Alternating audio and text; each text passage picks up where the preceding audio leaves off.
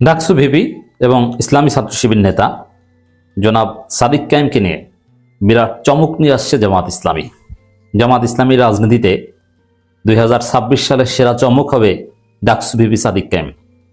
সাদিক কায়েম কিন্তু জামাত করেন না, সাদিক কায়েম শিবির করেন এবং তিনি ডাকসুর নির্বাচিত প্রতিনিধি, ডাকসুর ভিপি।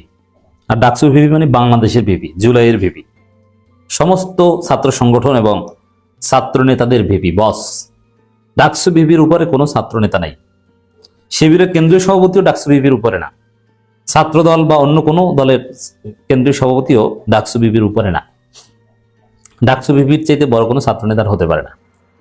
এই ডাকসু ভিপি সাদিক কায়েমকে দিয়ে জামাত ইসলামী জোট ঢাকা দক্ষিণ সিটি কর্পোরেশন নির্বাচন করাবেন, এটা মোটামুটি নিশ্চিত। সিদ্ধান্ত মোটামুটি ফাইনাল। জামাত তাকে গ্রিন সিগন্যাল দিয়ে দিয়েছে, যার ফলে খবর ঢাকা দক্ষিণ সিটিতে নির্বাচন করতে খাগড়াছড়ি থেকে ঢাকায় ভোটার স্থানান্তর করলেন সাদিক কায়েম। এখন পর্যন্ত 11 দলীয় জোটের প্রার্থী ঘোষণা হয়নি, কিন্তু ইটস ভেরি সিম্পল যে ঢাকা দক্ষিণে জামাত যাকে দিয়ে নির্বাচন করাবে তিনি হবেন জোটের প্রার্থী, এতে কোনো সন্দেহ সংশয় নেই। আর যদি অন্য কোনো নির্বাচন করতে চান তাহলে তাকে বিদ্রোহী হয়ে বা এককভাবে নির্বাচন করতে হবে। এই সাদিক কায়েমকে প্রার্থী করেন ইঙ্গিত, নট ফাইনাল ডিসিশন। এটা একটা তোলপাড় সৃষ্টিকারী ঘটনা। প্রথম কথা হচ্ছে যে এতে এনসিপির আসিফ মাহমুদ কোরামের যে এতদিনের নোংরামি, সাদিক কায়েমের বিরুদ্ধে যে অপপ্রচার, মানে এনসিপির আসিফ মাহমুদ কোরাম একটা ভাইব তৈরি করার চেষ্টা করেছে যে সাদিক কায়েমের এই সমস্যা সেই সমস্যা, এই যে সে বট আইডি চালায়, গুজব প্রচার করে, ছাত্র দলের সাথে মিলেমিশে সাদিক কায়েমকে নেগেটিভ ফ্রেমিং করার চেষ্টা করেছে। অতএব সাদিক কায়েমকে ঢাকা দক্ষিণে প্রার্থী করা ঠিক হবে না। এই উদ্দেশ্যে সাদিক কায়েমের বিরুদ্ধে ভয়াবহ নোংরামি করেছে এনসিপির আসিফ মাহমুদ কোরাম। এনসিপির সবাই কিন্তু না, কিন্তু মজার বিষয় সাদিক কায়েম নির্বাচন করবেন, এরপরে আসিফ মাহমুদ বা কেউ আর এখানে ধোপে টিকে না। ওদের এতদিনের নোংরামি মাঠে মারা গিয়েছে। জামাতকে প্রভাবিত করা বা জোটকে প্রভাবিত করা সাদিক কায়েমের বিরুদ্ধে নোংরামির একটা উদ্দেশ্য ছিল, কিন্তু জামাতকে মোটেও প্রভাবিত করতে পারল না বলে মনে হচ্ছে। জামাত সাদিক কায়েমকে প্রার্থী করবে, এটা জামাতের প্রাথমিক সিদ্ধান্ত বলেই মনে হয়েছে, নাম্বার ওয়ান। দ্বিতীয় হচ্ছে জামাত কিছু বিষয় ফিল করছে এবং জামাত ফুল পলিটিশিয়ান হয়ে উঠছে, পলিটিক্যাল হয়ে উঠছে। জামাতের অনেক ঘাটতি ছিল। জামাতের কনভেনশনাল প্র্যাকটিস ছিল যে বড় নেতা, দায়িত্বশীল এরকম একজন কেউ প্রার্থী হবে না। এখন জামাত তারুণ্যকে ধারণ করছে, জামাত জেগে উঠছে। বিশেষ করে দেখেন এই ডাকসু নেতাদের, ডাকসুর ভিপির মতো একটা পদ শিবির পেয়েছে, যেটা ইতিহাসে ফার্স্ট টাইম এবং কেউ কোনোদিন কল্পনা করেনি।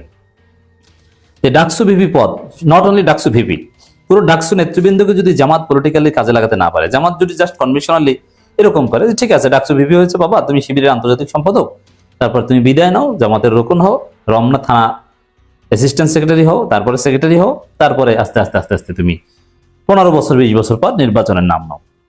আর ডাকসু ভিপি পদ এর সাথে যায় না। ডাকসু ভিপি পদ এক্সেপশনাল। দেখেন নুরুল হক নূর একদম ইয়াং বয়সে এমপি, মন্ত্রী, কত কিছু হয়েছেন। তো ডাকসু ভিপি বা ডাকসু নেতাদের যদি জামাত কাজে লাগাতে না পারে, এটা জামাতের একটা গ্রেট পলিটিক্যাল মিস্টেক হতো। জামাত এটা রিয়েলাইজ করেছে, না ডাকসু ভিপি গতানুগতিক কোনো শিবির নেতা বা জামাত নেতা নয়, ডাকসু ভিপি ইজ এক্সেপশনাল।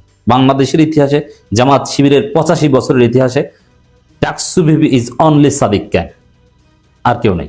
অতএব তাকে কাজে লাগাতে হবে। এবং সাদিক কায়েমের যে গ্রহণযোগ্যতা এবং তাকে নিয়ে যে ক্রেজ, তরুণ প্রজন্মের যে আগ্রহ, তার যে পরিচিতি, এটা জামাতের অন্য কোনো নেতার নাই। ঢাকা দক্ষিণে নির্বাচন করতে ইচ্ছুক এমন অন্য কোনো নেতার সাদিক কায়েমের মতো স্ট্যাটাস নেই। সাদিক কায়েমকে চেনে না এমন কোন লোক বাংলাদেশে নাই। পুরো বাংলাদেশ চেনে, not only Dhaka south city corporation. এবং সাদিক কায়েম সফল। 104 বছরের ইতিহাসে ঢাকা বিশ্ববিদ্যালয়ের ডাকসু ভিপি হিসাবে সাদিক কায়েমের যে সফলতা, তার ধারে কাছে অতীতের কোন ভিপি যেতে পারেনি। তার যে সততা, তার যে ম্যানেজমেন্ট ক্যাপাসিটি, তার যে আন্তরিকতা, এটা পুরো জাতির সামনে প্রমাণিত হয়েছে। এবং সাদিক কায়েমের মতো নেতৃত্ব, ইউনিক ডাইনামিক লিডারশিপ, হাসিনা পতন আন্দোলনের অন্যতম সেরা নায়ক, এটাও যে ইউনিক, এটা তার মতো যে আর কেউ নাই, এটাও পুরো জাতি জানে। অতএব Sadik Kayem would be the best choice, এতে কোনো সন্দেহ নেই।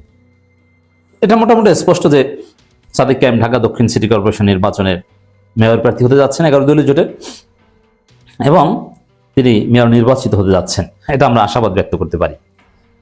তো জামাত এখানে এই ক্যালকুলেশনটা করছে ডেফিনেটলি যে এই সাদিক কায়েম ডাকসু নেতৃবৃন্দ এদেরকে যদি জামাত কাজে লাগাতে না পারে, তাহলে জামাতের পটেনশিয়াল একটা অংশ শিবির থেকে তারা জামাতে না এসে একটা বিরাট অংশ এনসিপিতে যাবে। সাবেক আমিরে জামাতের ছেলেও এনসিপিতে যাচ্ছে, এবং ঢাকা বিশ্ববিদ্যালয়ের শিবিরের সাবেক সভাপতিদের একটা অংশ এনসিপিতে যাচ্ছে। শিবির থেকে এনসিপিতে যাওয়ার একটা ট্রেন্ড তৈরি হতে পারে। কারণ এটা কন্টিনিউ করার একটা উপায় হচ্ছে যুব জামাত কায়েম করা। তো যুব জামাত, এটা জামাতের মধ্যেও বিভিন্ন কোরাম আছে, এটা নিয়ে পক্ষে বিপক্ষে নানান মতভেদ আছে। তো যুব জামাত গঠন করতে আমিরে জামাত চাইলেও তাকে চ্যালেঞ্জের মুখে পড়তে হবে, জামাতের একটা ট্র্যাডিশনাল গ্রুপের চ্যালেঞ্জের মুখে পড়তে হবে।